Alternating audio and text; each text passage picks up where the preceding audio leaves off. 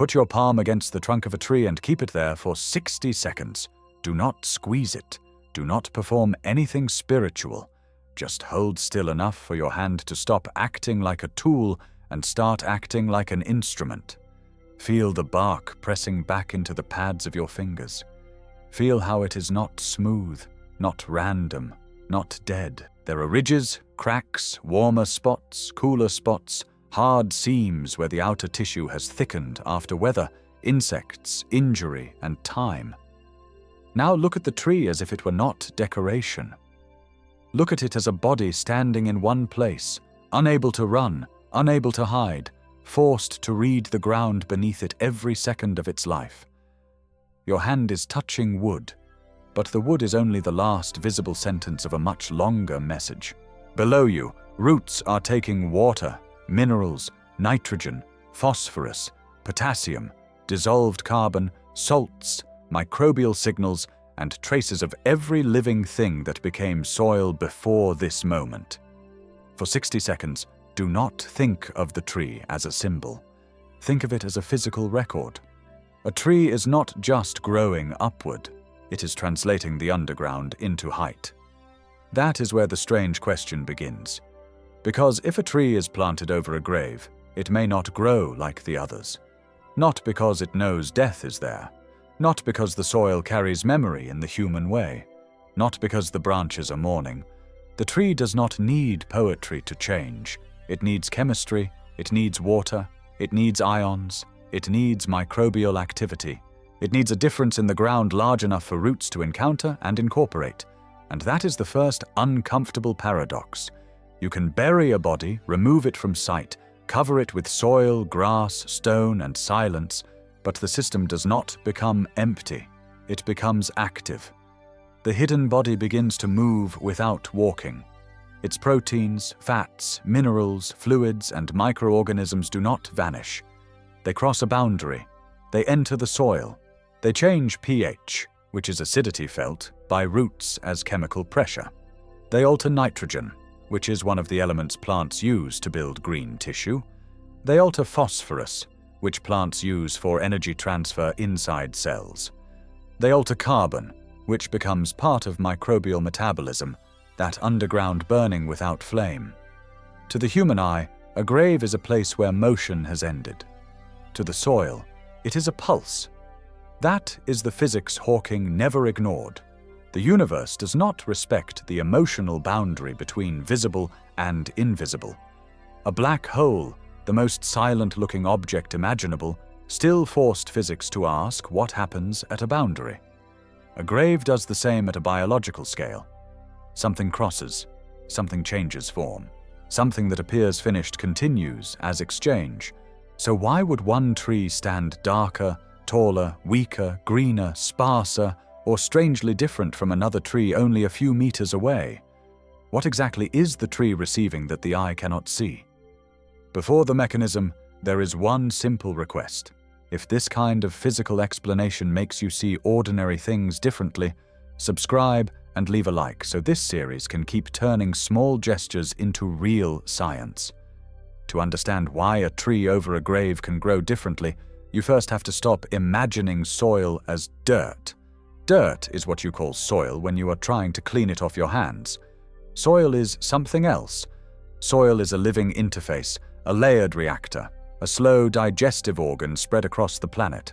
1 teaspoon of healthy soil can contain millions to billions of microorganisms, depending on the environment. That number is not a decoration. It means the ground beneath your feet is not a passive floor. It is an active crowd. Your body feels the tree with skin. The tree feels the soil with roots. A root tip is not just a straw. It is a sensing edge. It pushes through particles, touches moisture films, meets fungi, bacteria, oxygen pockets, compacted layers, minerals, toxins, and dissolved nutrients. The youngest growing part of the root is delicate and decisive. It changes direction when the physical world changes. It enters one patch and avoids another. It thickens, branches, slows, or accelerates according to the underground information available. The common belief is that a plant grows differently because someone waters it more, because the sun is stronger, because the seed was better, or because the soil is simply rich. That belief is not wrong, but it is too simple. A tree grows through gradients. A gradient is a difference across space, felt as direction. More water here, less there. More nitrogen here, less there. More oxygen here, less there. More compaction here, less there. The tree does not need a thought to follow a gradient. Its biology is built to answer unevenness. A grave creates unevenness, not always in the same way, not always visibly, not always permanently, but it can create a patch of altered ground, and forensic ecology has a name for this kind of patch when a decomposing body changes the soil around it. A cadaver decomposition island. That phrase sounds cold, but it is accurate. A body becomes an island of chemical disturbance. Around it, the soil can become different from nearby control soil. The difference may include nitrogen compounds, phosphorus, carbon, pH, moisture, conductivity, microbial communities, and organic molecules released as tissue breaks down. Think of the ground as a quiet electrical board. Most of the surface looks flat. Then one hidden area begins receiving a surge of compounds from decomposing tissue. Not electricity in the wire and battery sense, but charge, ions, reactions, and transfers.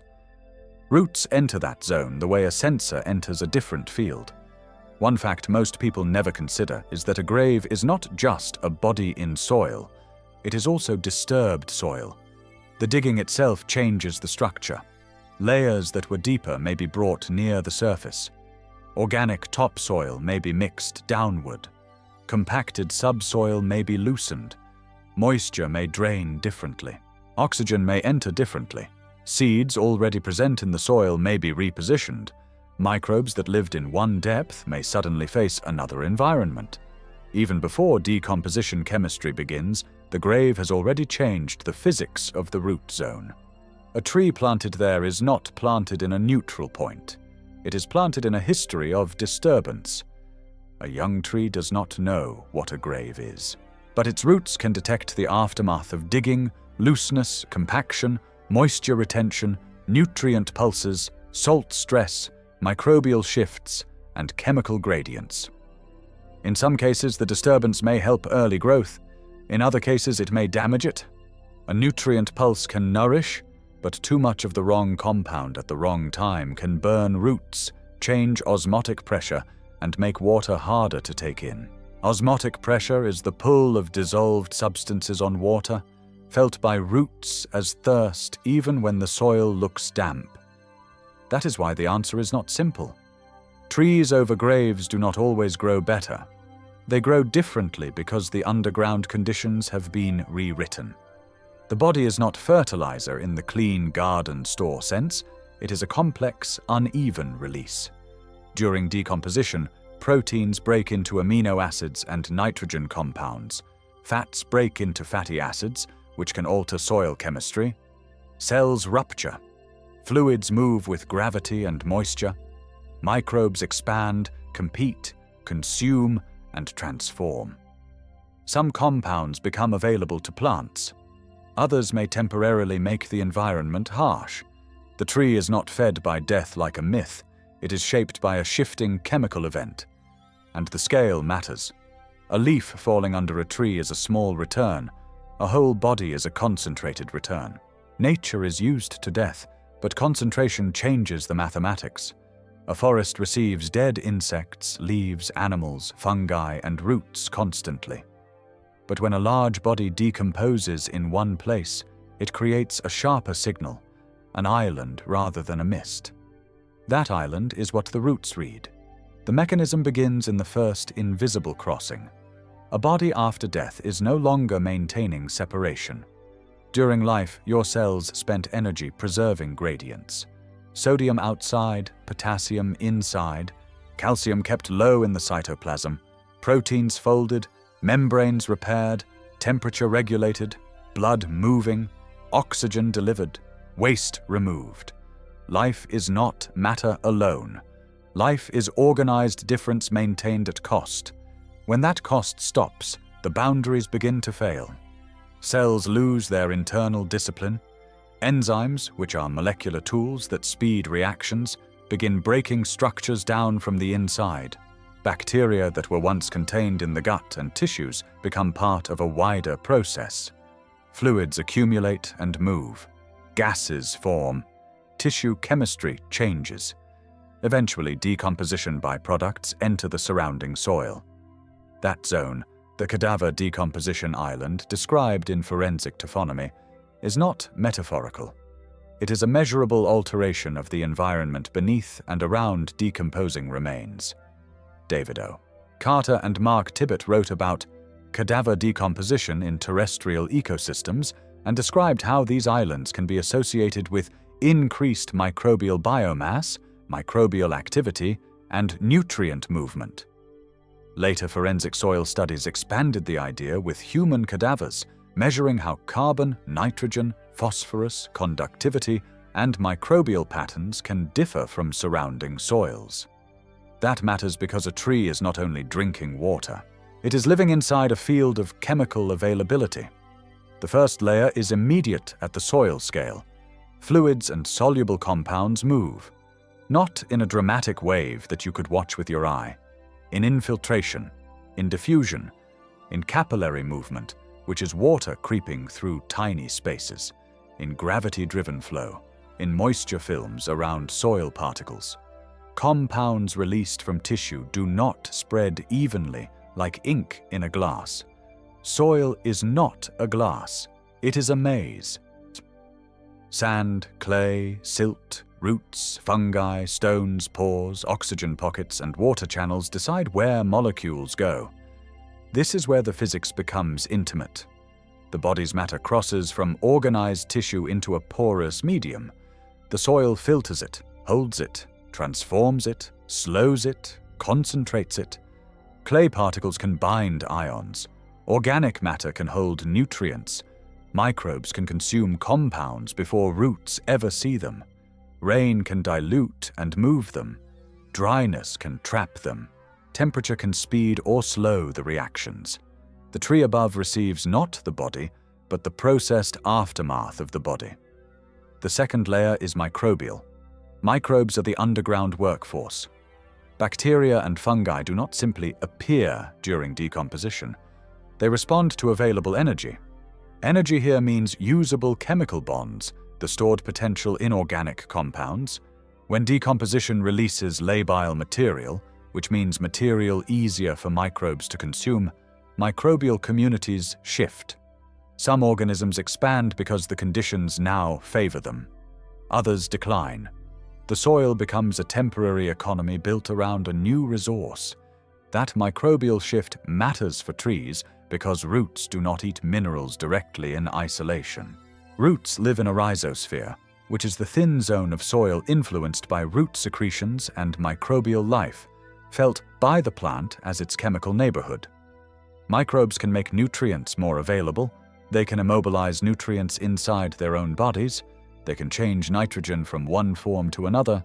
They can release acids. They can consume oxygen.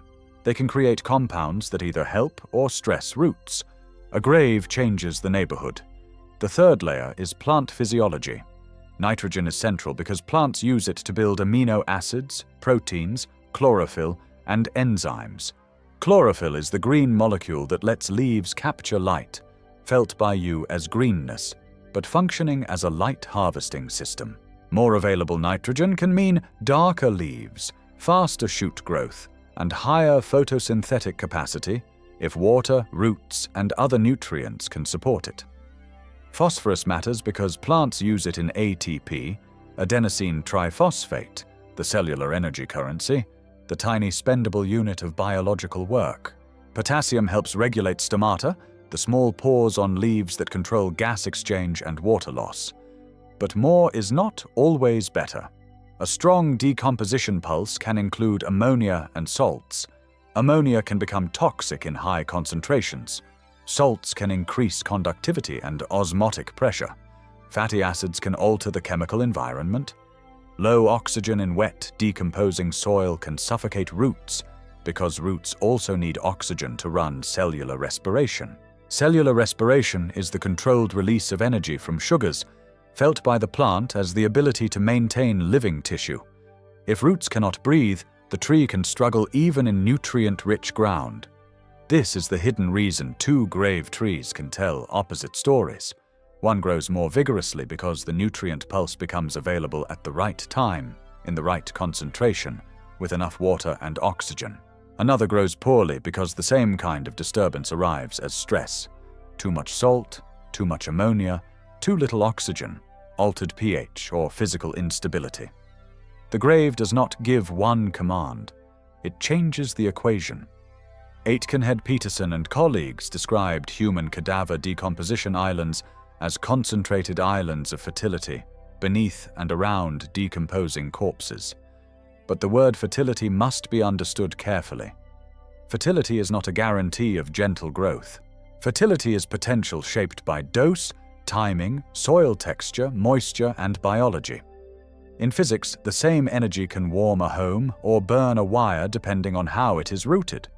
In soil, the same nutrient pulse can stimulate life or overwhelm it depending on how it is buffered. That is the industrial analogy. A buried body is not a bag of fertilizer. It is a leaking bioreactor. A bioreactor is a vessel where organisms and chemistry transform material. Here, the vessel is the ground. The walls are not steel. They are soil pores, roots, microbes, moisture, and temperature. The inputs are tissue, fluids, oxygen, insects, rain, and time. The outputs are gases, soluble nutrients, microbial biomass, altered pH, changed conductivity, and eventually plant signals visible above ground. Modern agriculture sells controlled nutrient formulations, slow-release pellets, compost blends, microbial inoculants, and soil amendments. Nature performs a cruder, older version without packaging. But it does not aim for your garden. It does not aim for symmetry. It transforms. That transformation can reach the tree through its roots. The tree responds through leaf color, growth rate, branching, stress chemistry, canopy density, timing of bud break, or root architecture. Sometimes the difference is obvious, sometimes only sensors can see it. Scientists studying graves and decomposition have used soil chemistry, microbial analysis, vegetation observation, ground disturbance, and even remote sensing approaches because the surface can carry clues from what happened below. This is the Hawking part, but stripped of fantasy. Hawking's physics made boundaries dangerous for simple thinking. The event horizon of a black hole looked like a final edge, a place where nothing escaped. But thermodynamics forced a deeper question. If there is a boundary, what happens to energy, entropy, and information around it? In the grave, the boundary is not cosmic. It is soil. It is coffin material, cloth, body, roots, microbes, moisture. But the lesson rhymes. The surface does not tell the whole truth. The invisible exchange matters. The eye sees a tree. The root system reads a history. And when roots read a different history, the visible tree may write a different future. If you are following the science beneath this instead of the myth, subscribe and leave a like. It helps the next episode go deeper into the physical mechanisms that hide inside ordinary things. The consequence accumulates over seasons, not seconds. A grave is not a single event for a tree. It is a sequence. At first, the soil may be physically disturbed. Then decomposition chemistry may intensify. Then the strongest chemical pulse may pass. Then nutrients may be transformed, diluted, immobilized, absorbed, or leached. Then the microbial community may shift again. Then the plant's growth may reflect what happened months earlier. This is why a tree planted over a grave may look different in 1 year and less different later, or may show its difference only after roots reach a certain depth. A young sapling with shallow roots may respond mostly to disturbed topsoil and moisture. As roots deepen, they may encounter older chemical layers. A larger tree may integrate many patches at once, so a single grave may not dominate its entire physiology. A small tree planted directly over a concentrated zone may show a stronger signature. The modern mind wants a simple equation. Grave equals greener tree. The real equation is more physical. Grave plus soil type plus burial depth plus moisture plus temperature plus body mass plus coffin material plus time plus root architecture plus microbial succession plus plant species equals outcome. Some outcomes make vegetation grow more readily. Some produce sparse patches. Some alter species composition rather than tree height. Some change leaf chemistry without dramatic visual difference. Some are masked by irrigation, fertilizer, lawn maintenance, drought, or competition from nearby roots. That is why forensic botany is careful. A tree that grows differently is a clue, not a confession. Still, the mechanism can explain symptoms the eye has seen without naming them. You may have walked through old cemeteries and noticed certain trees seem too vigorous, their leaves darker, their trunk leaning toward some patch of ground with unusual density. You may have seen grass growing unevenly over burial areas, a strip greener than the rest after rain, or the opposite, a place where growth seems thin and delayed. You may have noticed a sunken rectangle, a mound, or a change in plant texture and assumed it was maintenance. Sometimes it is. Sometimes the ground is speaking physically. The first symptom is color. Leaf color can shift when nitrogen availability changes. More nitrogen can deepen green through chlorophyll production, if the plant can use it. But stress can also yellow leaves if roots are damaged, oxygen is low, pH is wrong, or nutrient uptake becomes imbalanced. Yellowing is not simply lack, it can be blocked access. A plant can stand above nutrients and still fail to use them if the chemistry around the root is wrong. The second symptom is growth pattern. A tree may show uneven canopy density, altered shoot growth, or root-driven leaning if one side finds better water or nutrients. Roots proliferate where conditions reward them. That means the above-ground body of the tree can carry the geometry of the underground. Branches and leaves are not only reaching for light, they are supported by what roots manage to supply from below. The third symptom is timing. Plants respond to seasons, but the soil under a grave may warm, drain, hold moisture, or mineralize nutrients differently than the surrounding ground. Mineralization is the microbial conversion of organic matter into inorganic nutrient forms plants can take up, felt by roots as availability after delay. A nutrient pulse may not be visible when the body first enters the soil. It may become plant-relevant only after microbial processing. That is the reformulation. The common belief is that a tree over a grave grows differently because death feeds it. The mechanism rewrites it.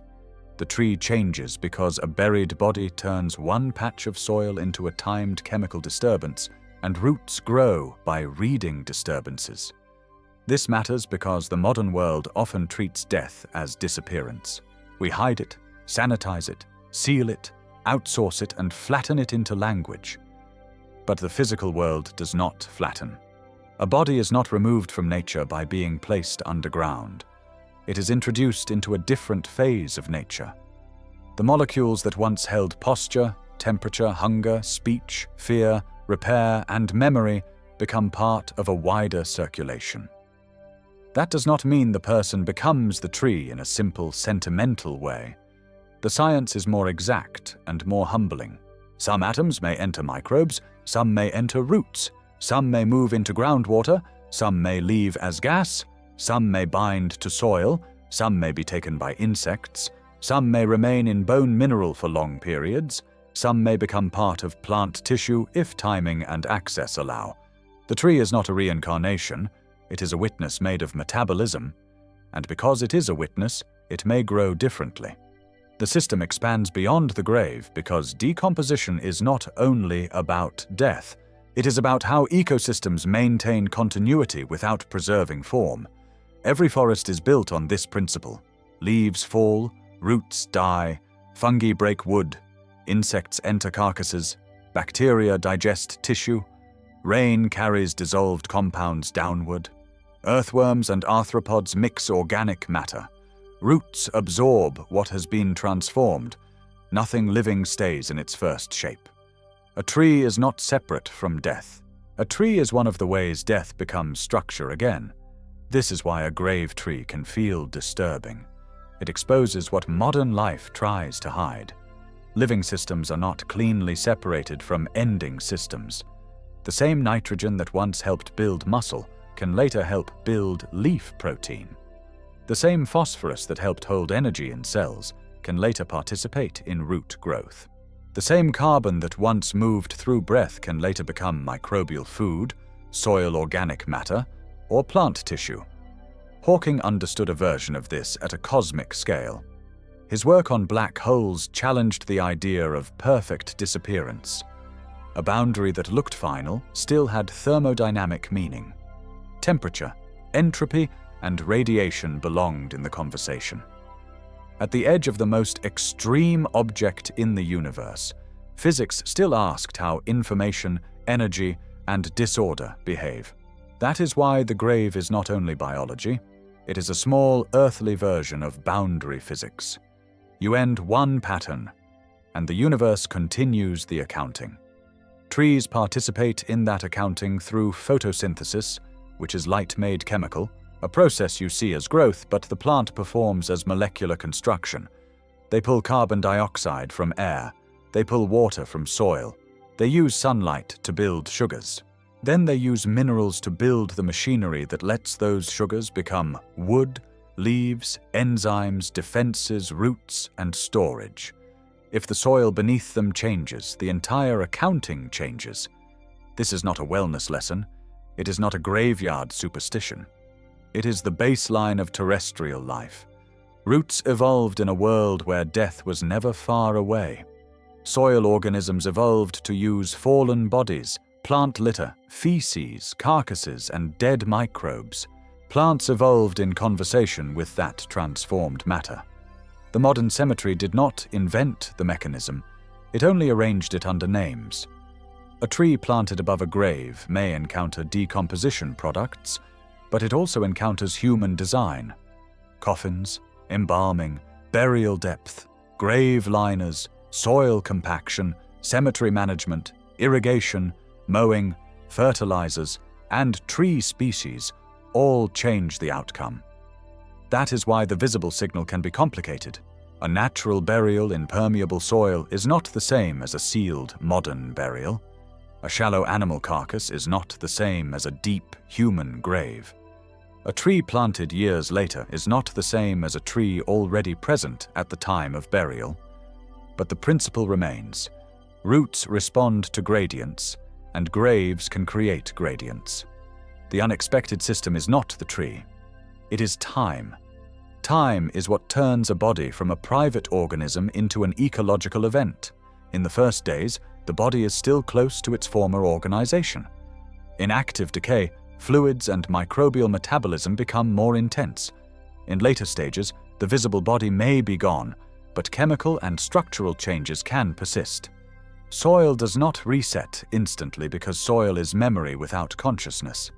It stores differences in organic matter, mineral binding, microbial community, moisture behavior, compaction, and nutrient pools. That is why a tree can carry a delayed signal. It may be responding not to a body as an object, but to a sequence of transformations that unfolded before its roots arrived. Your eye sees the tree now. The roots may be reading a past event still expressed as soil chemistry. If there is one concrete thing to comment after this episode, write the strangest tree or cemetery detail you have ever noticed. Greener grass, leaning trunks, unusual flowers, or a patch that seemed different from the rest. The protocol is not to dig, disturb, trespass, or test graves. Do not do that. The protocol is observation. Find a tree in a park, yard, roadside, or cemetery path where public access is allowed. Stand at a respectful distance if the place is memorial ground. Put your palm on the trunk of a living tree for 60 seconds and observe what the body of the tree can tell you without any fantasy.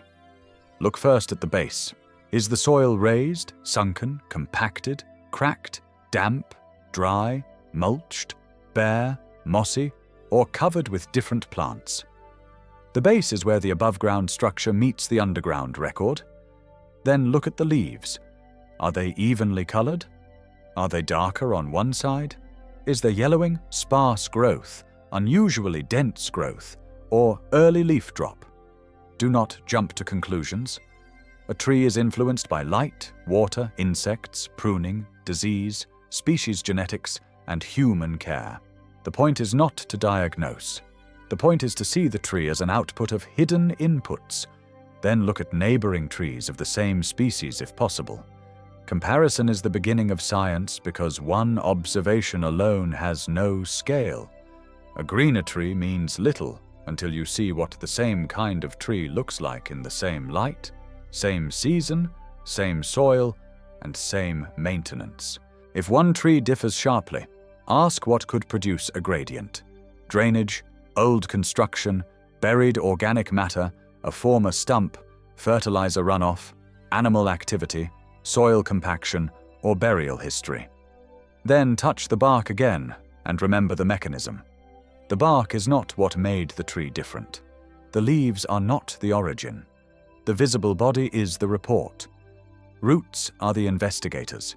Soil is the archive. Microbes are the translators. Water is the courier. Time is the editor. A useful observation lasts longer than 60 seconds, but 60 seconds is enough to change your attention. It moves you from the idea of a tree to the physics of a tree. You begin to see that growth is not a miracle pasted onto the surface of the world. Growth is chemistry held upright. If you ever visit a cemetery, do it with respect. Graves are not experiments for curiosity.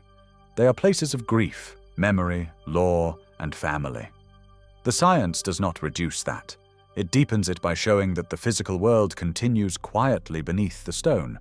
You can observe from paths, you can notice patterns, you can let the question change your perception without touching anything that is not yours to touch. The errors are simple. The first error is superstition. Assuming every unusual tree marks a grave, or every grave tree carries a message. Science does not need that. It needs mechanisms, comparison, and humility. The second error is reduction, assuming the dead are only fertilizer.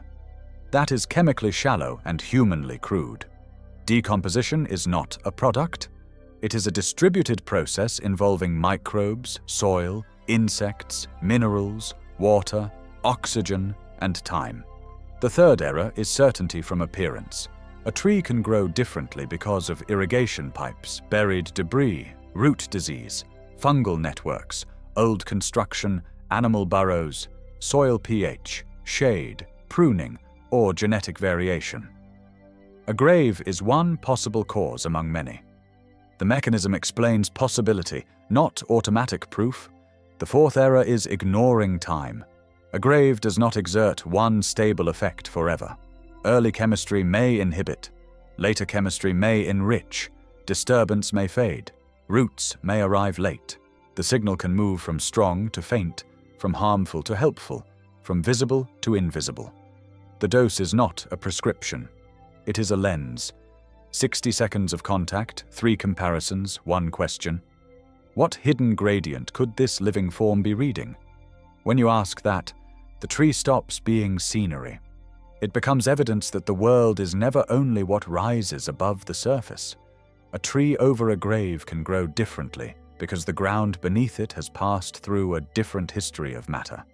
That sentence is cold until you sit with it. A human life once required boundaries. Skin around warmth, cells around chemistry, blood inside vessels, breath across lungs, thought inside a nervous system, hunger, language, sleep, pain, memory, attention, repair. All of that depended on keeping one arrangement together. Then one day the arrangement failed. The boundary softened. What had been a person did not become nothing. It became unavailable to itself. Physics has no ceremony for that. Biology has no pity in its equations.